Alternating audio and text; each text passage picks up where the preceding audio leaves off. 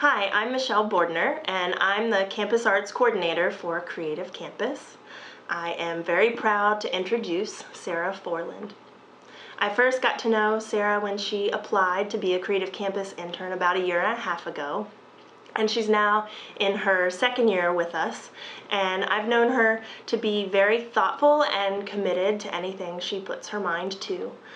Sarah's passionate about a lot of different topics, and I've known her through the lens of the arts, but I also know her to be very thoughtful and care very deeply about the choices about the kinds of foods that she eats. I think that she has a thoughtful and beneficial perspective and is an excellent person to talk about her perspective on being an informed eater.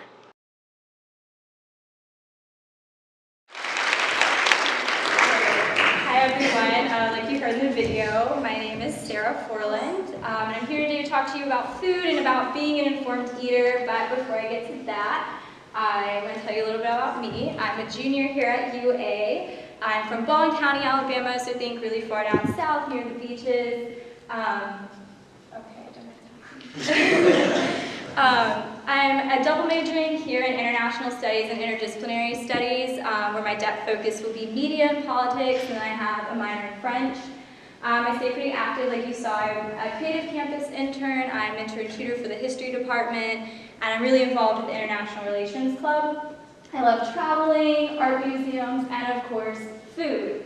So like I said earlier, I wanted to talk to you guys about food and really about the relationship that we have with food and cultivating it and how it's important to be an informed eater so you can tailor that relationship to best fit your personal needs, but also the needs of the environment. And I know it's really weird to say a relationship with your food, but that's what it is when you think about it. Food is so personal, and it's really what you eat, when you eat, how you eat, where you eat, and with whom you eat are also important, and food just really plays a focal role in your personal and public life. So I want to start by first telling you about how I became so passionate about being an informed eater.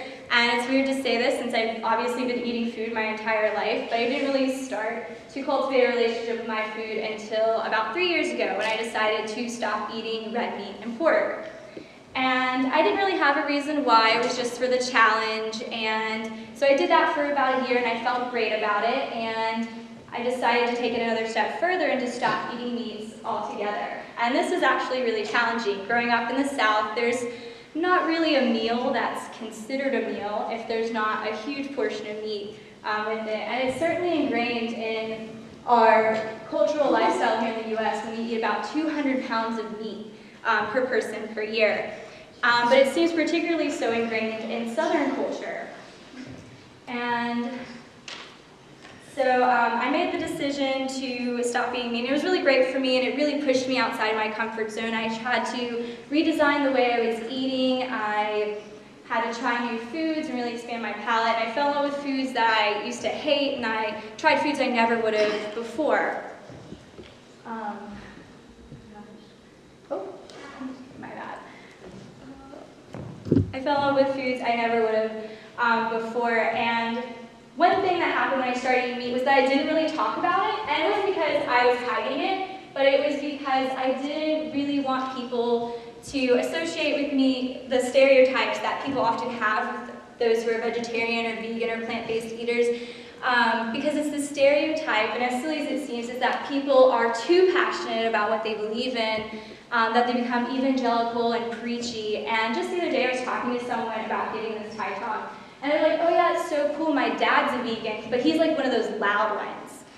And so I was like, oh gosh, it seems everyone I know knows someone who is a loud, plant-based eater, and if you don't, now you know me.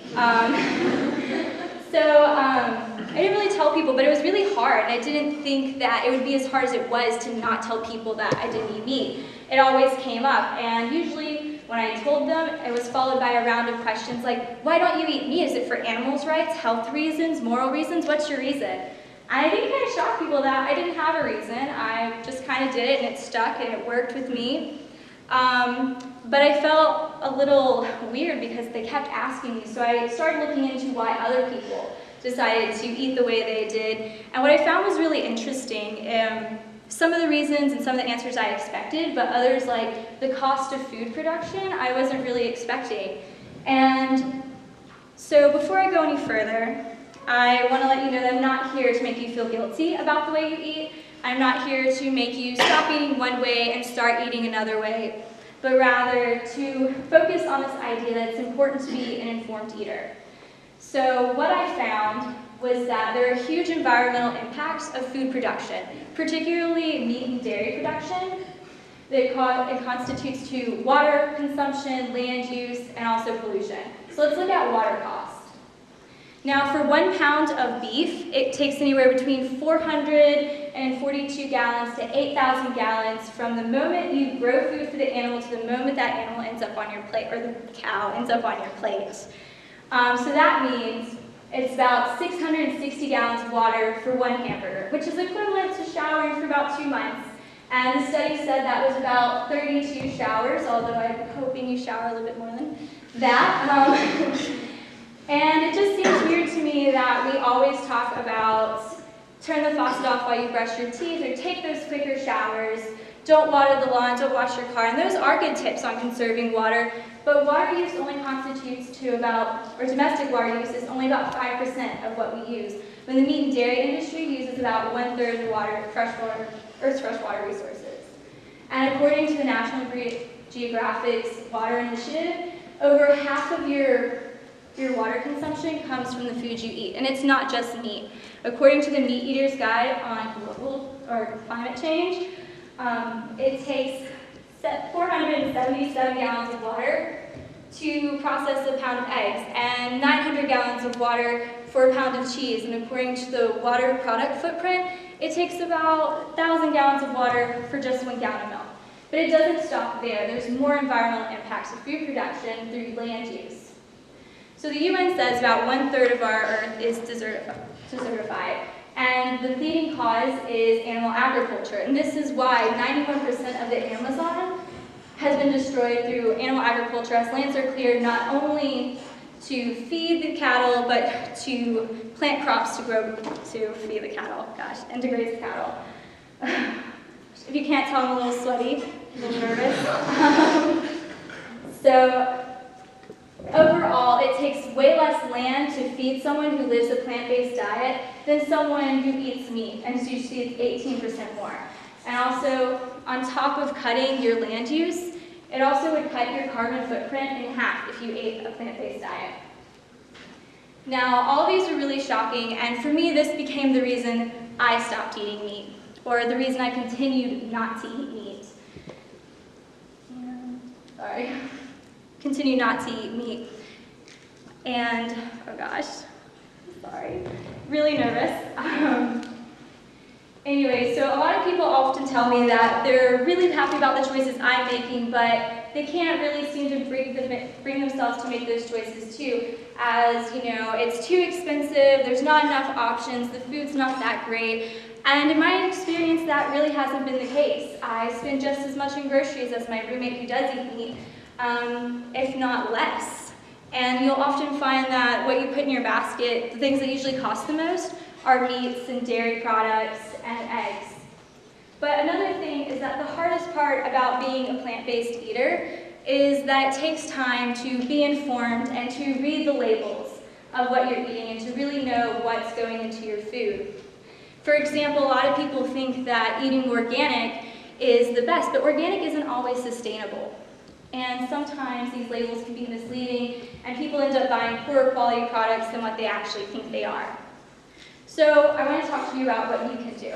The first step, like I said, is being informed and knowing what's going into your food and asking those questions. The second step is making the decisions that are best for you.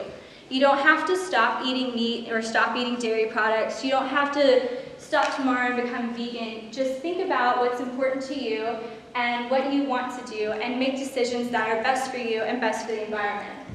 And 3, take small steps to make big results. So maybe that's getting non-dairy creamer whenever you go to Starbucks, or maybe that's eating a vegetarian or vegan dish at a restaurant, or going meatless on Mondays. Because taking a small change like going meatless on Monday, can add to big results. So saving 475 gallons of water for each time you don't eat meat. And so whether you start small and stay small, or start small and go big, the thing is you have to start. Start being informed about the foods you're eating, start cultivating that relationship with your food, and I promise you that's what change happens.